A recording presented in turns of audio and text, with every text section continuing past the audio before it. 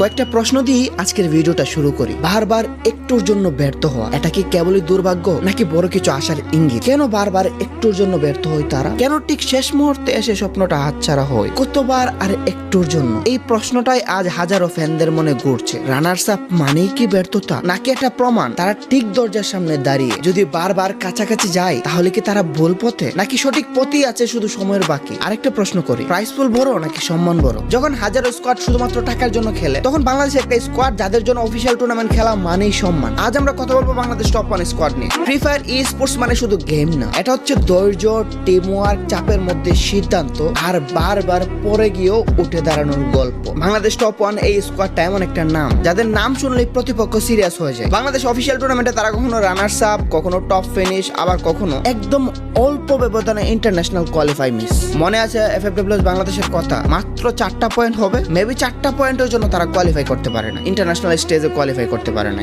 আর কালকে road two গ্লোরিতে champion হতে গিয়েও হতে পারে না। মানে বিষয়টা তোমরা দেখো, তারা একদম সবার আগে চ্যাম্পিয়ন রাশ অ্যাক্টিভেট করছে। তারা যে সময় চ্যাম্পিয়ন রাশ অ্যাক্টিভেট করছে তখন অন্য টিমগুলো ধারে কাছেও নাই। ইভেন আরো 2টা ম্যাচ খেলে সবাই চ্যাম্পিয়ন রাশ অ্যাক্টিভেট করছে। তারা বইয়ার জন্য বহু চেষ্টা করছে। চ্যাম্পিয়ন রাশ অ্যাক্টিভেট করার পরে 2টা ম্যাচে তারা এত নীরবভাবে খেলছে শুধু বইয়াটার জন্য, বাট কেয়ার করার কপাল পোড়া। একদম অল্প ব্যবধানে চ্যাম্পিয়ন মিস, একদম অল্প ব্যবধানে ইন্টারন্যাশনাল কোয়ালিফাই মিস। হ্যাঁ, সবচেয়ে কষ্টের জায়গাটাও এখানে। একটুর জন্য গল্পটা হয়নি। ভাবুন তো, শেষ ম্যাচ, শেষ জুন, শেষ কয়েকটা পয়েন্ট, পুরো দেশ তাকিয়ে আছে, আর ঠিক সেই মুহূর্তে শুধু একটুর জন্য ইন্টারন্যাশনাল টিকিট হাতছাড়া, এন্ড শুধু একটুর জন্য রোড টু গ্লোরিতে চ্যাম্পিয়ন না হওয়া। এই একটু শব্দটাই প্লেয়ারদের জন্য সবচেয়ে ভারী শব্দ। রানার্স আপ হওয়া মানে হার নয়, কিন্তু মানুষ ট্রল করে, কমেন্টে বলে আবার রানার্স আপ, বলে তোরা ইন্টারন্যাশনাল লেভেলেরই না, টুকাই টপ 1, আরো কত কি। কিন্তু তারা জানে না প্রতিটা ম্যাচের পেছনে রাত জায়গা প্র্যাকটিস, পরিবার, পড়াশোনা, জীবন সবকিছু ব্যালেন্স করে খেলা। এই স্কোয়াড কখনো হার মানেনি। এই স্কোয়াডের কাছে প্রাইস পুল বড় না, সম্মানটা বড়। তারা জানে